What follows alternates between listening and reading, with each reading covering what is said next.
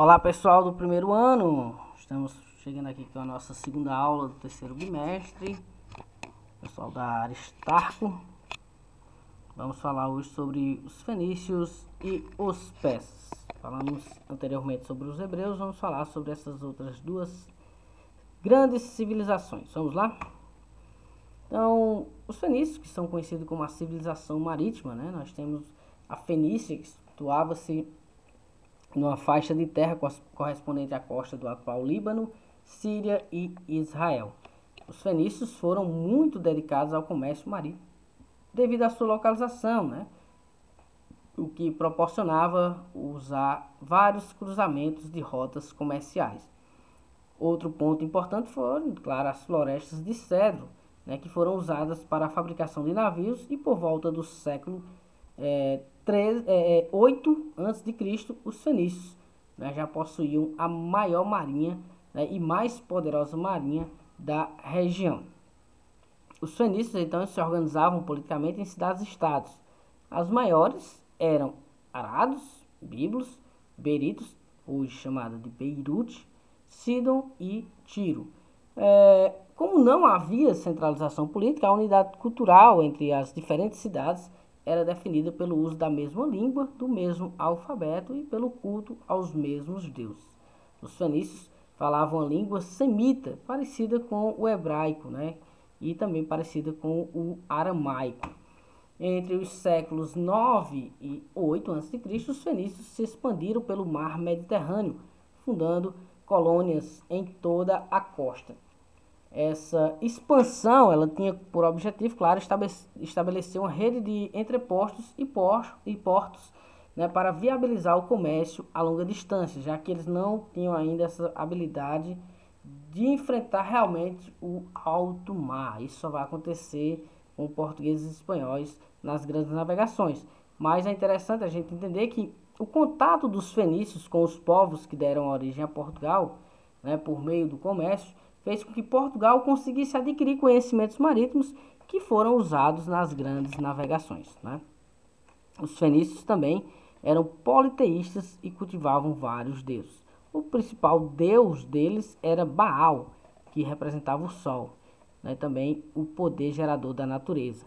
E Astarte, deusa da lua e da fertilidade. O rei era o responsável pelo culto ao deus local. Os templos eram luxuosos, vários funcionários trabalhavam lá, neles, né, inclusive as prostitutas sagradas. Lucas, prostitutas sagradas, sim, elas eram incumbidas, né, de fazer programas e arrecadar dinheiro para manter os templos. Acredite se quiser, mas era assim lá nos fenícios.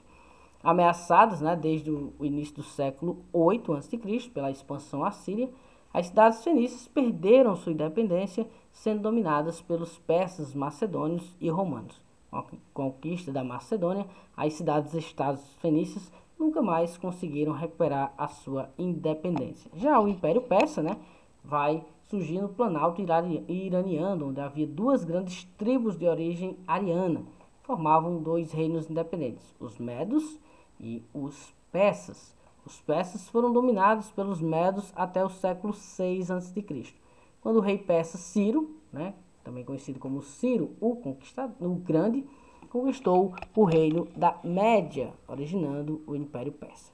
Ciro estendeu os limites do império ao conquistar a Lídia, a Ásia Menor, a Babilônia e libertou os hebreus, que a gente viu na aula passada, né, do cativeiro imposto por Nabucodonosor II. Os hebreus, né, puderam retornar para Jerusalém e conquistaram, né, e construíram o seu segundo templo. O sucessor de Ciro, o Cambises, expandiu ainda mais os domínios persas, conquistando o Egito. O auge, né, do Império Persa ocorreu sob o domínio de Dário I, que manteve a política expansionista de seus antecessores. Com Dário I, o império se estendeu até a Ásia Menor e o Egito. Os territórios persas foram divididos, então, em províncias para ajudar, claro, na administração. Essas províncias, pessoal, eram chamadas de satrápias, que eram administradas pelos sátrapas, também conhecidos como governantes. É melhor chamar de governantes, claro. Esses governadores tinham relativa à autonomia de governo, mas deviam recolher tributos para o rei, além de comandar tropas e aplicar as leis reais. Os principais cargos eram reservados à elite persa, claro, né? O exército era comandado pelas famílias da nobreza, enquanto os soldados eram recrutados entre os povos do império.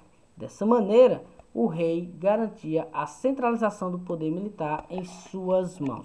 As províncias tinham autonomia cultural, podendo manter sua língua, religião e tradições. Foi o Império Persa um dos primeiros a introduzir a moeda única. O fim do Império Persa está relacionado aos conflitos com os gregos. E assim chegou ao final a nossa aula. Valeu, pessoal. Até nosso próximo encontro.